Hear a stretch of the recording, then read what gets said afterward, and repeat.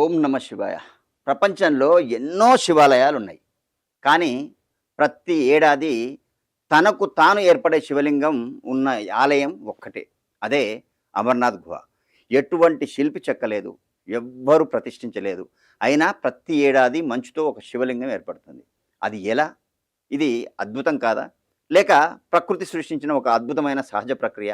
ఈరోజు తెలుసుకుందాం. జమ్మూ కాశ్మీర్‌ల హిమాలయ పర్వతాల్లో సముద్ర మట్టానికి దాదాపు 3800 మీటర్ల ఎత్తులో ఈ ఆలయం ఉంది. ఈ అమర్నాథ్ గుహ ఉంది. ఏడాదిలో ఎక్కువ కాలం టోటల్‌గా ఇది మొత్తం గూడా మంచుతో ప్యాక్ అయిపోయి ఉంటది. వేసవి కాలంలో కొన్ని రోజుల పాటు మాత్రమే భక్తులకు దర్శనం లభిస్తది. అక్కడికి వెళ్ళడానికి నెలల తరబడి ప్లాన్ చేసుకుంటారు జనాలు, భక్తులు. అంత మహిమాన్వితమైనటువంటిది అమర్నాథ్ ఆలయం. అయితే ఇక్కడికి ప్రతి సంవత్సరం లక్షలాది మంది ఎంత కష్టమైనా నడిచి ఇక్కడికి వెళ్ళాలి. నడవడం తప్ప వేరే మార్గం ఉండదు. చాలా కిలోమీటర్ల దూరం మంచులో, చలికి అసలు -డిగ్రీల మధ్యలో కర్రలతో నడవాల్సి ఉంటుంది. ఇక్కడికి పోవడానికి జనాలు పోటీ పడుతుంటారు. ప్రభుత్వాలు కూడా అక్కడికొచ్చే భక్తుల కోసం ప్రత్యేకమైనటువంటి ఏర్పాటు చాలా చేస్తుంది. అయితే ఇక్కడ మరి సరిగ్గా శివలింగం ఆకారంలోనే ప్రతి సంవత్సరం శివలింగం అనేది ఆ శివలింగం ఆకారంలోనే ఆ మంచు అనేది ఎట్లా పడుతుంది, ఎట్లా తయారవుతుంది, ఇది మహిమాన్వితమా లేకపోతే వెనక సైన్స్ ఉందా అనేది ఈరోజు మాట్లాడదాం. అయితే జనరల్గా ఏంటంటే గుహ పైభాగంలో రాళ్ల మధ్య నుంచి చాలా చాలా నెమ్మదిగా నీటి చిక్కులు అనేవి ఈ గుహ నుంచి కింద పడతాయి.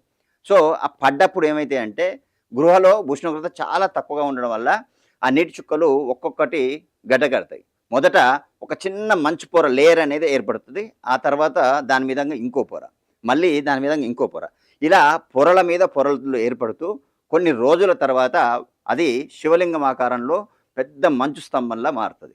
అంటే ఇది ప్రకృతి సహజంగా జరిగే మంచుగడ్డ ప్రక్రియ, కానీ డిఫరెంట్గా మాత్రం అదే ఆకారంలో మాత్రం వస్తుంది. చాలామంది గమనించిన విషయం ఏంటంటే ప్రతి సంవత్సరం శివలింగం ఒకే పరిమాణంలో ఉండదు. కొన్నిసార్లు చాలా పెద్దగా ఉంటుంది, మరి కొన్నిసార్లు చాలా చిన్నగా కూడా ఉంటుంది. ఆకారం మాత్రం శివలింగం ఆకారమే ఉంటుంది. అంటే దీనికి కూడా కారణాలు ఉన్నాయి. బయట వాతావరణం ఉష్ణోగ్రత, గుహలో పడే నీటి పరిమాణం, మంచు కరిగే వేగం, ఈ పరిస్థితులన్నీ మారడంతో శివలింగం పరిమాణం అనేది ఏటా మారుతూనే ఉంటుంటుంది.